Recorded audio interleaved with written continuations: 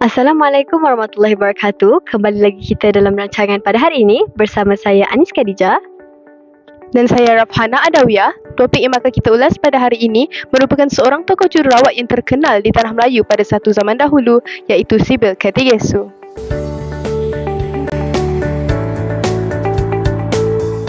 Menjadi seorang jururawat sepanjang tempoh beberapa tahun ini tidak kira banyaknya pengalamannya ditimba. Tetapi aneh, bukan berdasarkan teori semata-mata, pesakit itu sendiri juga mengajar erti berjuang, erti tidak berputus asa dan erti belajar dari silap lalu agar kemudaratan dapat dielakkan. Saya telah diperkenalkan dengan beberapa tokoh kejururawatan, tidak kira dari barat maupun tokoh jururawat Islam.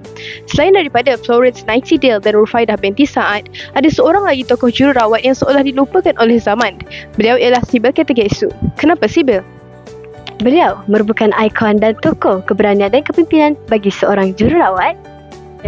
Dan satu-satunya wanita Malaya atau lebih molek dikatakan jururawat Malaya yang dianugerahkan pingat King George IV pada Jun 1948 atas jasa dan keberaniannya sebagai seorang orang awam dalam menghadapi tindakan musuh. Sibyl Ketigesu dilahirkan pada 3 September 1899, merupakan seorang pejuang yang telah menyelamatkan banyak nyawa, terutamanya beratus-ratus kaum Cina semasa pendudukan Jepun di Tanah Melayu. Ada sebuah jalan di Ipoh yang dinamakan atas nama beliau, iaitu Jalan Sibyl Ketigesu Ipoh. Dinamakan khas atas nama beliau atas jasanya yang tidak terhingga. Siapa sangka bidan atau jururawat seperti beliau diberikan keistimewaan seperti ini, bukan? Sibyl Ketigesu dilahirkan sebagai Sibyl Medan Daly di Medan, Indonesia dan merupakan anak peladang Joseph Daly dan Beatrice Matilda Martin yang merupakan wakil bidan daripada Perancis, Rani atau Eurasian. Nama tengah Medan itu diberi sempena nama tempat kelahiran Sibyl.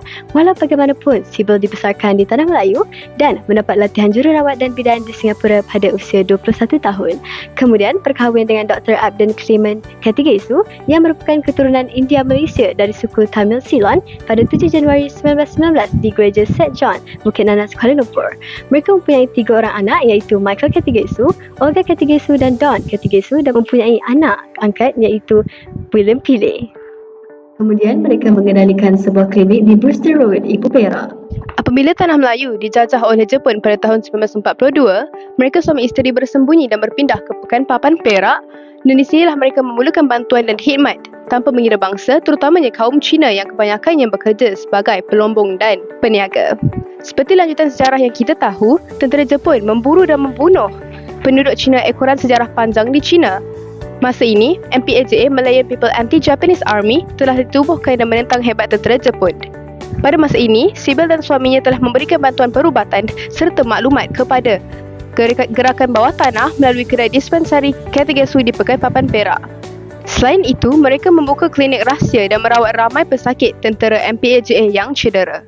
Kemudian, pasangan ini telah ditangkap oleh tentera Jepun dan diseksa akibat membantu gerila anti-Jepun. Pada masa ini, Jepun langsung tidak mengesyaki bahawa Sibyl mampu berbahasa Cina kerana beliau bukanlah berbangsa Cina.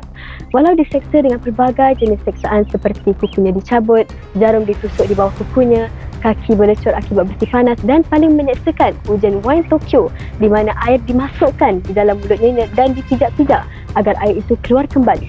Namun, Sibyl langsung tidak menyebut nama mana-mana ahli MPAJA dan pada masa ini tulang belakangnya rosak, malah rahangnya juga terkesan. Kemudian, siksaan dilanjutkan dengan pelbagai jenis tuduhan, terutamanya penyimpanan radio. Kerana pada masa itu telah diharamkan penggunaan radio sehingga beliau disumbat di penjara Batu Gajah pada tahun 1943. Radio bernama Josephine telah dipaksa untuk diserahkan kepada pihak Jepun. Sibyl bebas dari perang apabila Perang Dunia Kedua berakhir pada Ogos 1945. Selepas 3 minggu perang berakhir, Kapten David dari tentera British datang semula ke Tanah Melayu dan menemui beliau di penjara Batu Gajah. Lalu Sibyl dibebaskan, dibawa ke Papan dan seterusnya diterbangkan ke England untuk menerima rawatan lanjutan. Sibyl meninggal dunia pada 12 Jun 1948 sewaktu berumur 48 tahun di Hospital Lanark, Scotland, Britain akibat menghidapi penyakit septisemia iaitu luka di rahang kerana disepak menggunakan but oleh Yoshimura ketika menyeksa Sibyl pada masa itu. Hasil bedah siasat menunjukkan organ dalaman Sibyl rosak teruk dan jenazahnya dikebumikan di Lanark. Pada tahun 1949, jenazahnya dibawa kembali ke Ipoh dan disemadikan di sebuah perkuburan Roman Katolik bersebelahan Gereja St. Michael Ipoh. Sibyl Ketigesu, tokoh keberanian dan kepimpinan jururawat.